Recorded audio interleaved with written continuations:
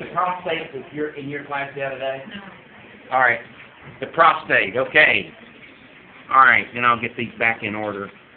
212, 212, 213. What is 213? Oh, wait a minute. What about the liver, y'all? The liver. We didn't do the liver. Okay. Hold on just a minute. All right, the liver's a good one. The liver we got to have. I'll show you on my shirt this guy had made. No. Let me bring that. I'll bring it. Okay. I'll Facebook you. No. Okay. Wait. Let me get it. See if I can get it. Wait, that's nothing. This is the liver slide? Yeah, just a minute. Now that's getting better. Is that getting better? There. Now we're getting there. We're getting there. Okay, now wait, y'all. Okay, now look. Here's the deal. Here's the thing you got to watch for. All right, first of all those little cells are hepatocyte cells. Now, if I put it in a situation like I'm going to find, just a minute, I'm going to find something. I'm going to find a little circle kind of by itself. Just a minute. Let me see. Okay, now there we go. All right, see the little circle down toward the bottom? Okay, now you see that much. All right, this right here, everybody, is a central vein. These are hepatocytes. Okay, now, yeah. Now, as far as asking you sinusoids, I'm not. Usually on this one, here's what I do. Here are 3 fair questions on this one.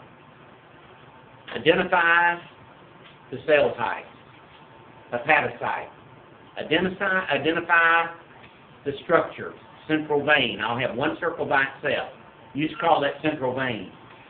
Then identify the organ. When you see something like that, that is the liver. Okay? That is the liver. Okay? Yes, ma'am. Right there. That's supposed to be. If you look. In fact, if you look in your Rust book at the liver, you'll see the same idea. You'll have that kind of label like that. If you look in Rust, and actually, these he will also have labeled. Although I can't really see that and see the reason. He'll also have these little areas like that labeled as sinusoids. But a lot of things don't. Yes, ma'am, like that. We don't need to know that, do we? No, I'm not going to ask you that because it doesn't make. I can't tell. All right. But now we'll ask you something like that one. Have the circle, the one circle like that. Don't pay attention to that up to the left, up to the right.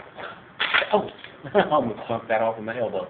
All right, but look, all this right here, hepatocyte cells, and so forth. And I told you a while ago that the woman telling me that the kid's been diagnosed with idiopathic cirrhosis. Oh, that's scary. And she's a young woman. She's not much older than some of you. All right, but anyway, everybody, there is that one. Does anybody have a question about the liver? Anybody? Not have okay, about the liver. And you're going to have to work on those. We'll keep going over them. And we're going to do a little bit more physiology. We're going to do a little bit of most of this, we're going to do a little bit of examination of EKG stuff. All right, let's come on back. And I'm going to pee in a bottle and put some in a beaker. No, don't look at me like that. No, I'm going to collect a urine sample in a little beaker, and I'm going to use some dipstick. I'm going to stick my finger in the urine, let it bleed in it. No, I'm going to drip it in there. I'm going to have blood in the urine, and I'm going to put some dextrose in the urine. And then I'm going to do a dipstick and let you see what hematuria and what glucoseuria looks like on a multi-stick. And then what a normal sample, when you dip it in there, what it looks like. So we're going to do that too. That's kind of fun to look at. It really is. Are we doing the esophagus side too? No? You do the trachea and esophagus. Oh yeah, trachea. All right, but right here, everybody, look. Now let's come on with this. Let's come on with this one. And okay, here we go. The prostate. All right, the prostate, it says on this one, and here is the prostate. The prostate is one of the accessory glands in male reproductive. Let me see if I can get it focused. Male reproductive anatomy. Alright, let me find where I need to be on this thing, though. Okay, that's getting a little better. In fact, I could go, this is on my higher power.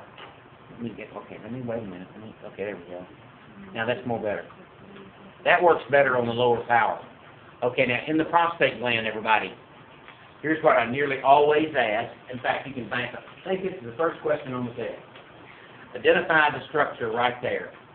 The purple prostatic concretions. They seem to gain in number as males get a little older. And I used to think they were indicative possibly of a male getting prostate cancer, but I don't think they are. All right, from what I can tell. All right, now look at this. See these little things like that, the little, looks like little chicken feet? Yeah, the little white extensions, see. Those little things like that and like that. Those are called glandular alveoli. Glandular alveoli. They are involved in the production of the prostate fluid. Glandular alveoli. Don't think those concretions have any function. I don't know what it is. As I said, I used to think those concretions were maybe indicative when they improve. They had something to do maybe with prostate cancer, but I don't think they do. All right, but anyway, this stuff right here is smooth muscle. All that is smooth muscle. No, right here, where I'm tracing. It's tracing there, all this. Like the road. Like the road. That smooth muscle in the prostate. These are glandular alveoli. These are concretions. That's more glandular alveoli. Now let me ask you this. Mercedes might know this, and Katie might know this, because they work in the health thing. Now, don't say it if you know it. Do you know what PSA stands for? No, don't say it. You know? You know, Katie? All right.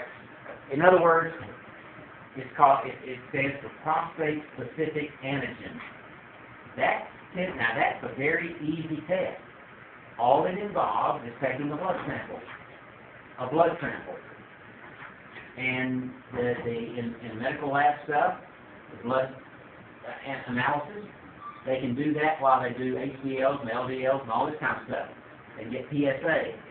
The PSA is it's a red flag for possible prostate cancer. Now the PSA normal level is 1 to 2 down low. And the prostate stuff never ran in my family. Other stuff did. So my PSA has always been down at 1 or below. I mean, I've always had a very healthy PSA, prostate-specific antigen test. I knew one guy, his name was Cleve Baxton, from my little hometown. Cleve's an older guy, he's still alive. He had a PSA reading one time of 14 or 15. He had prostate cancer.